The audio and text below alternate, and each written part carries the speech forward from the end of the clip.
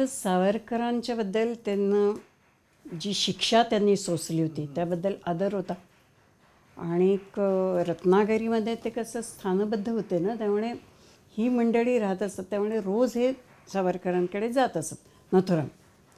पण सावरकरांचे विचार, स्पष्ट विचार जे होते त्याने तो प्रभावित झाला.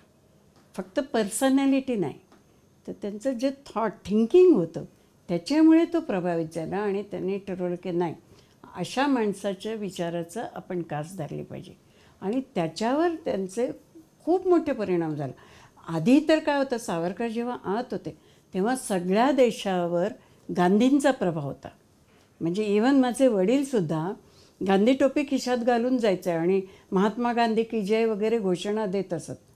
पण जेव्हा जसा हा मनुष्य सावरकरांच्या संपर्कात आला तेव्हा यांची व्हिजन क्लिअर झाली की काय आहे नेशन म्हणजे काय आणि हिंदू राष्ट्र म्हणजे काय, हे सगळे विचार त्यांना सावरकरांच्यामुळे मिळाले.